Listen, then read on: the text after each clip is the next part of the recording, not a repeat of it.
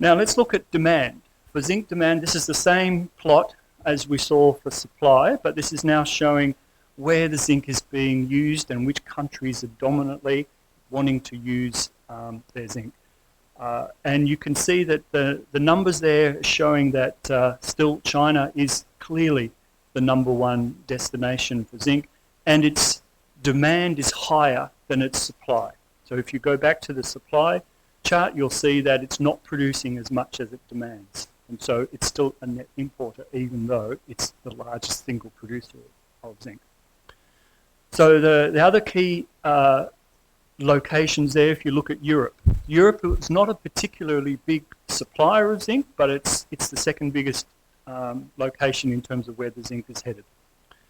And you can see there's no mention of Australia. Australia was second in terms of production, but it's certainly not one of the key users of zinc. The second part of the plot is showing you the stocks, and many of the metals are very vulnerable to price changes relating to how much stocks are sitting around the world. And we'll show you a plot a bit later on in the presentation. So the bottom section here now is showing you what the amount of stocks that are being held around the world.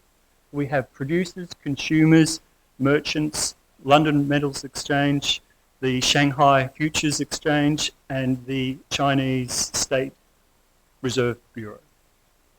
And you can see there that there is a lot of stock of zinc sitting in warehouses around the world, and it's quite a significant amount.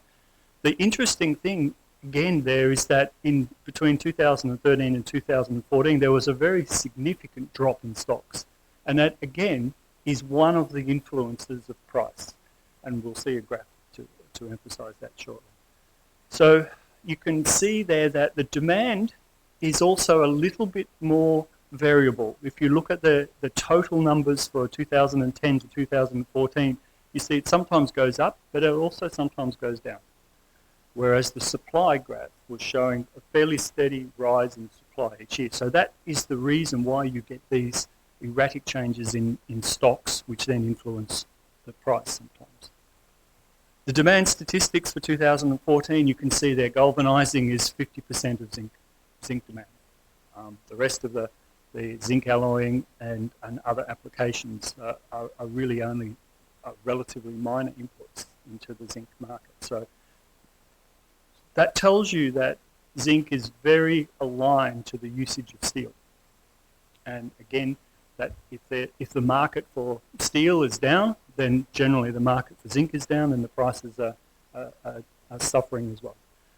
Just to show you, give you a bit of an indication of how the zinc price has performed in the last 30 years. Here is a plot which shows the changes in the zinc price.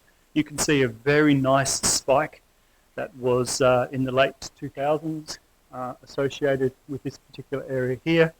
But prior to that, you would look at that graph and you would say that it's relatively steady apart from that particular spike that we saw. It's not, that's a little bit deceiving graph because we're going to now just focus on the last 5 years. So this is now just showing the last 5 years of that previous graph.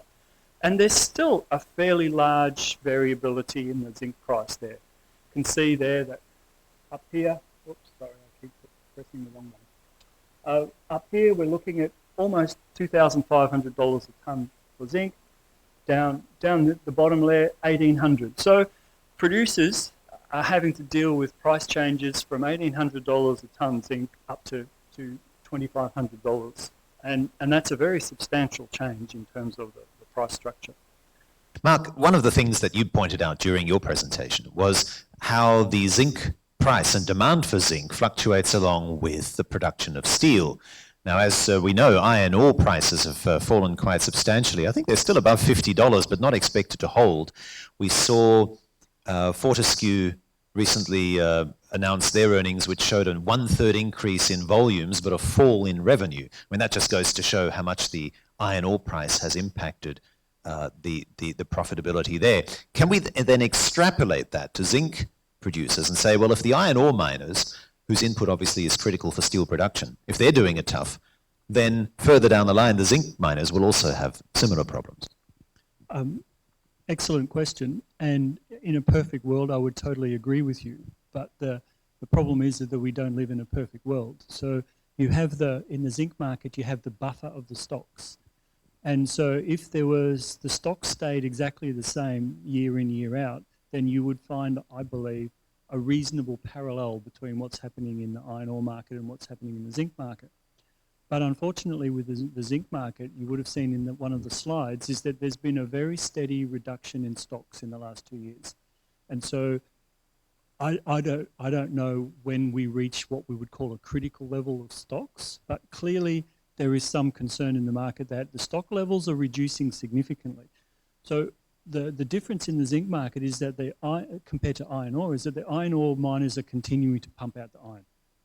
But the zinc production is not going the same way. It's staying a little bit more stable. The rise in zinc production has been fairly incremental. I think last year was 1.6% improvement, whereas the demand for zinc is still projected to be 5%. So you've got more things at play. You've got the issue of supply, you've got the issue of demand, you've got the issue of stocks. And the other thing which is causing some consternation within the market is, when will these big mines close, and will the mines that are going to replace them come on stream as scheduled and as when they expect? So there's a lot of uncertainty in zinc, and I think that in combination with a lot of those factors, we're seeing the zinc market the zinc commodity price stay a little bit more resilient than the iron price.